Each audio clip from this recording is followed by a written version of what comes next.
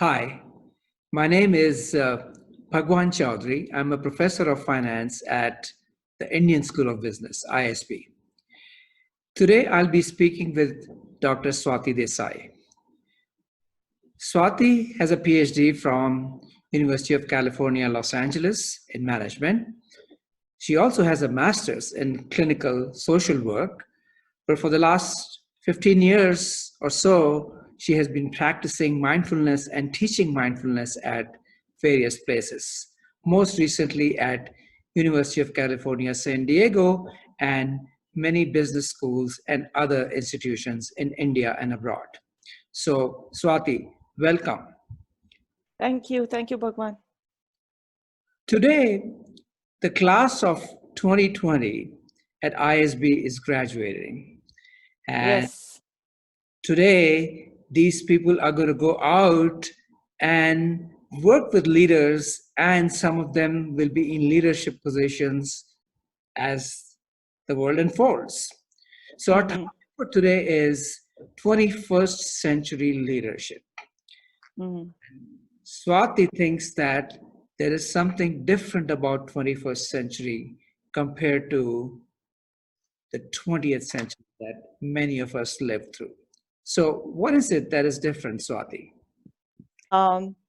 What I see and what I hear about is there are three different ways, at least three different ways in which our 21st century workforce is going to look different, already has begun to look different.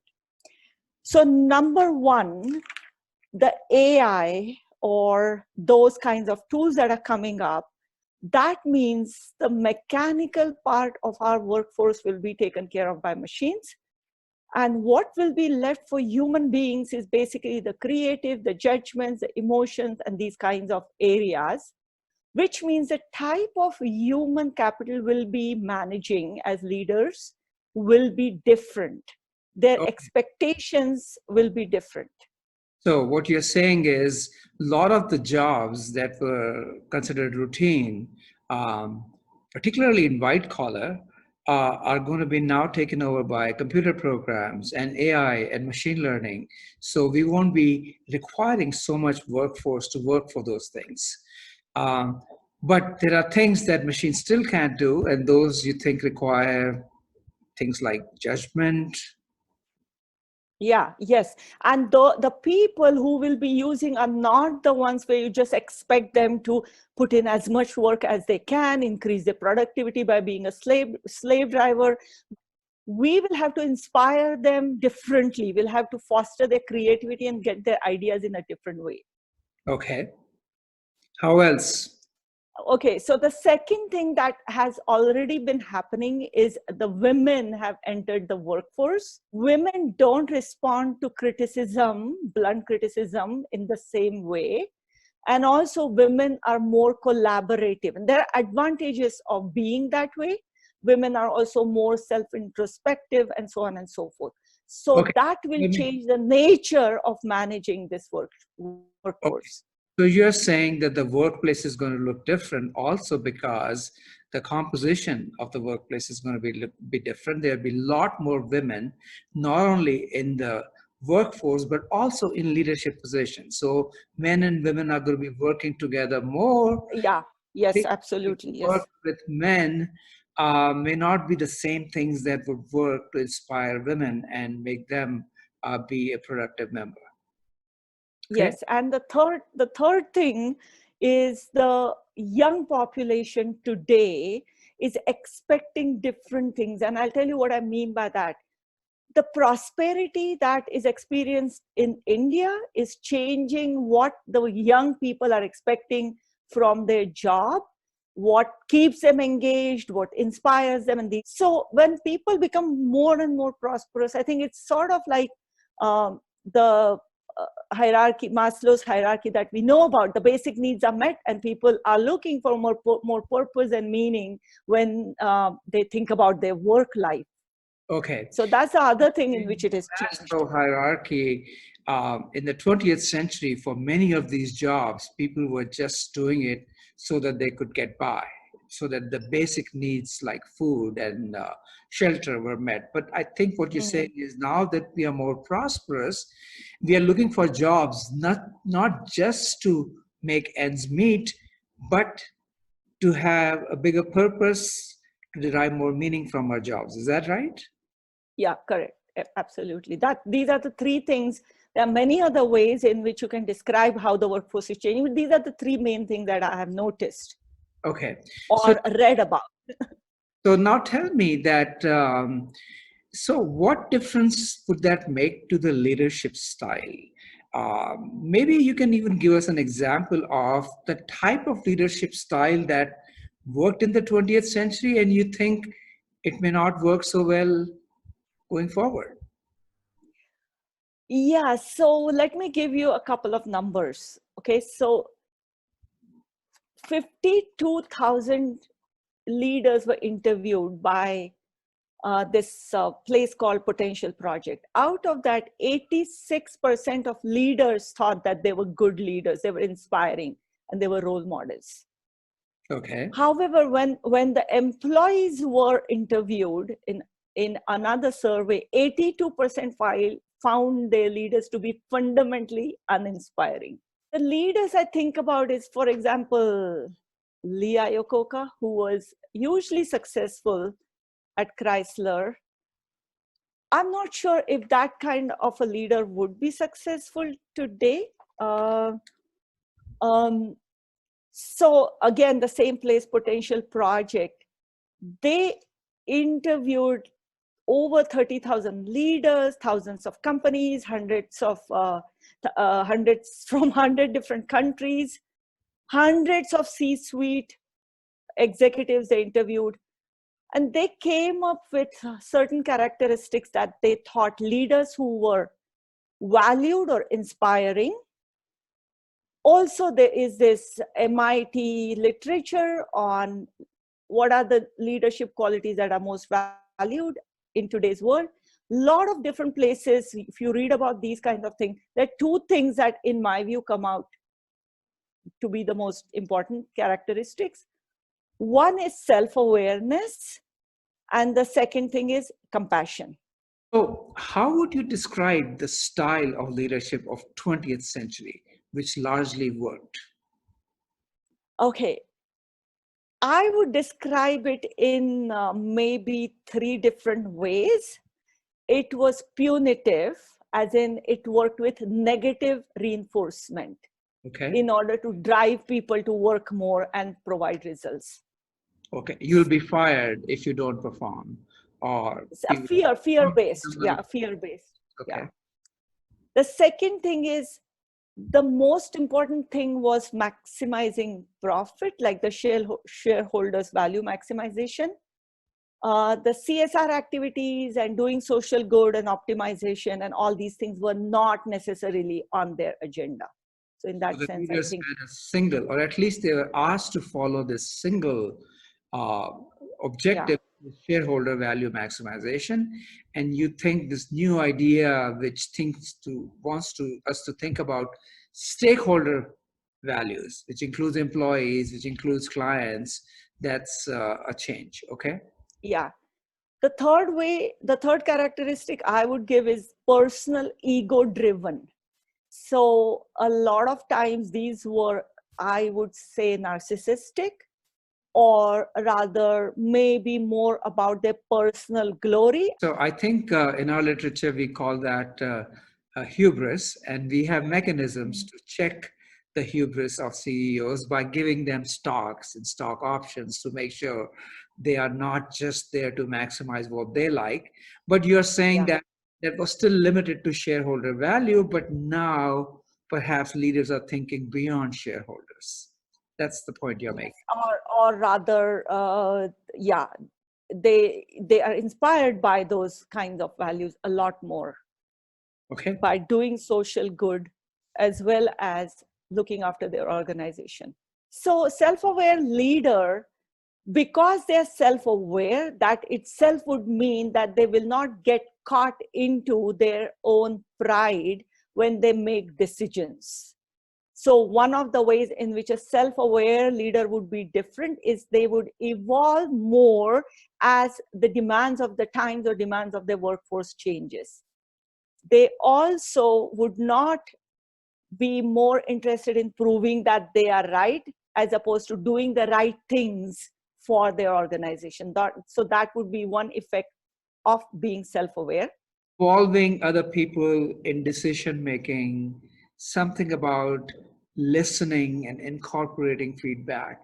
Uh, so I have a feeling that the 20th century style was more authoritarian. It went from top to the bottom, whereas the Yeah, self-aware leadership you are describing works both ways, that there is authority flowing from top to the bottom, but you're also seeking input and involving those you're leading. yeah, yes, that's right. Okay. Well said. Compassionate. Tell us Yeah. what compassion means. Okay, so compassion, I will give you the definition by His Holiness the Dalai Lama. And he describes it with it has two different characteristics. One is the empathy, which is deep understanding of another person's pain. And the second thing is a sincere wish that the pain be reduced. One is compassionate listening. So, what compassionate listening would mean is instead of, first of all, mindfully listen to the person, avoid all kinds of distraction, be there to really listen to what the person has to say, which I have found a lot of times people don't do. You're talking to them in a meeting and they are checking their WhatsApp messages and so on and so forth. That's a really small example. But also somebody who's listening to you with empathy, you feel they are present there and they're listening to your ideas. That's great because oftentimes when I listen to His Holiness the Dalai Lama, one thing I have noticed in him is that he intently listens to the Yeah. experts. He intently listens when somebody asks a question in the audience. And I think that's a very, very deep characteristic. Number two is the way you take feedback. Okay. So when people are making decisions, when leaders are making decisions, leaders are not exactly holding everybody's view in their mind always. They don't always ask others. Asking others for their feedback is one step, but there is something ahead of that or after that step, which is in case if you do not actually end up using that feedback to communicate it to the person why that particular feedback was not used. Can still make a decision which is not necessarily agreeing with everyone, but you take their views into account. And even when you're disagreeing with them, you don't do it in a dismissive way, but in a compassionate way, which suggests that you actually at least listen to them. And not just listen to them. If you're not able to follow their feedback, actually incorporate their feedback, communicate to them why you were not able to incorporate it. All this sounds very good, but I don't know if there are leaders who are like that, Swati. Can you give us some examples? Okay, so I would say I can think about three examples of leaders who are known for changing or establishing a certain culture in their organizations that was inspiring, inclusive, and created collaborative spirit. So one really famous example these days is Satya Nadella, how he changed Microsoft. The second person is Howard Schultz, Starbucks. He came back to Starbucks and how he created a purpose, a sense of purpose, and how Starbucks is known for treating their employees really well. The third example I can think about it, Marriott, because Marriott always has been known for creating a really encouraging kind of atmosphere in their company. But let me give you one recent example. In COVID-19 crisis, the restaurant and travel and hotel industry has suffered enormously. They had to go and give leave of absence to a lot of employees. And so Marriott's CEO, Arne Sorensen, his speech he gave to his employees has become kind of, has gone viral. And most importantly, what he did is, the first thing he did was he said for one whole year, he himself is not going to take any pay. And even Marriott Jr. himself will have 50% cut in his executive salary. All their executives are going to be doing that. So in other words, being compassionate, what it meant to Marriott was to communicate to their employees that they care about them by showing that they are also sacrificing. So it shows understanding of the pain. Uh, your first example was Satya Nadella, which I think is a great example because he is very different from the CEO he took over this job from, which was Steve Ballmer. So I think that's a good example of a switch from a 20th century style leader to the 21st century style leader, perhaps. Yes, and Satya Nadella is known for his empathy. That's the main thing he used when he changed the culture. Yeah.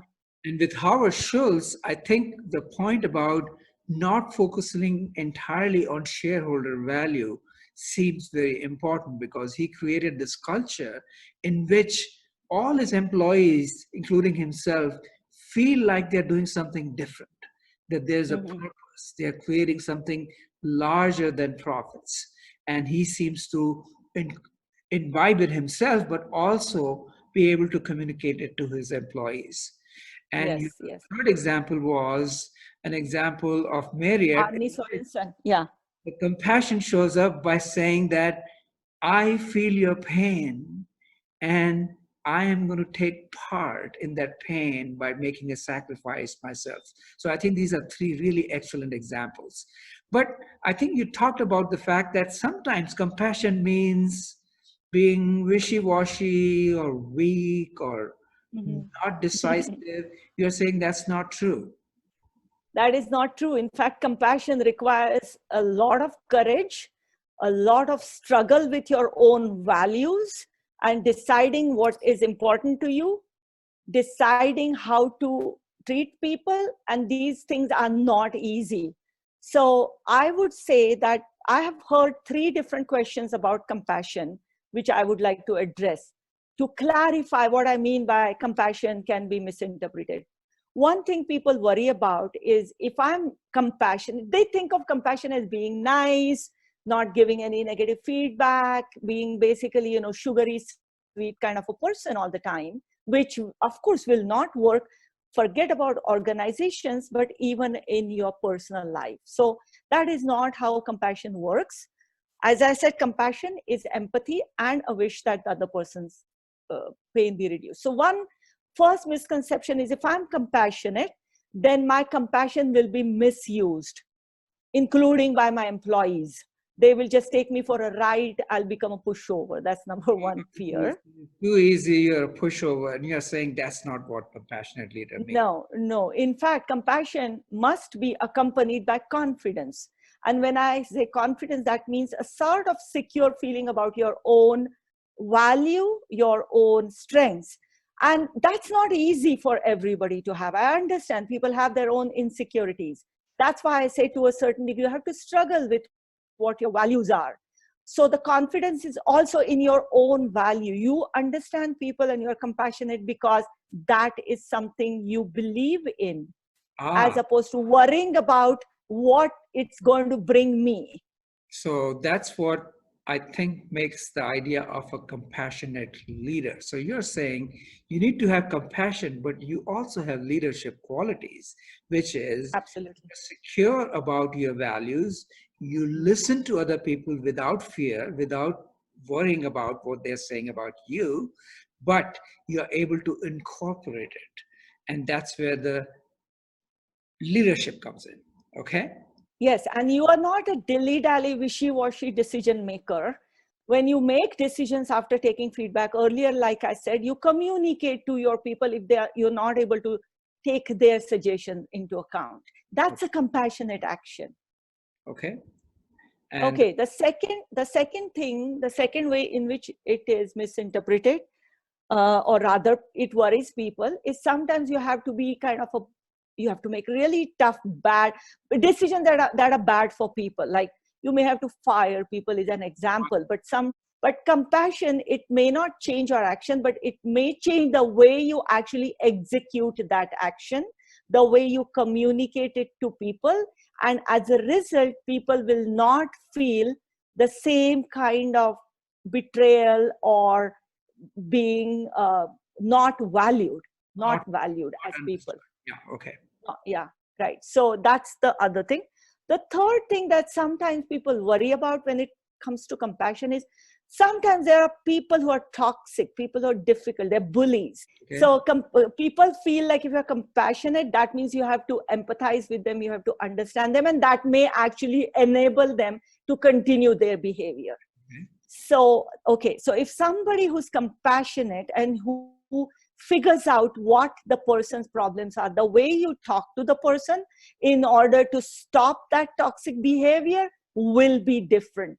If, let's say, it comes to like firing them or getting rid of them, if that what happens, then you do it with a certain value you hold for other people's pain in the organization. You don't do it just because you're annoyed with the person and let me just get rid of that person. But you hold in your heart that that person is creating pain for many other people in the organization.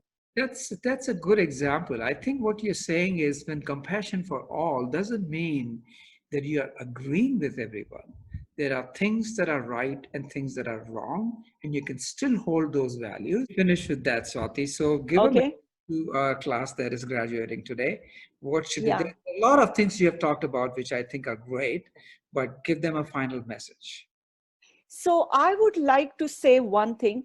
First of all, whatever I'm going to say, try it out and see if it works for you. And try it out for enough number of weeks, months or something, not just once doesn't work out, because you have to overcome your own personality factors as well. Okay, so I would say, don't take a word for it, try it out and see if it works. And long enough period of time. Long enough, not just for a day or two. Yeah. Right. So I would say first, something really easy is start with mindful/compassionate listening to people. Okay. In the organization, whether you are a leader, whether it could be your boss. The second thing is the way you make your decisions, try to take feedback from others.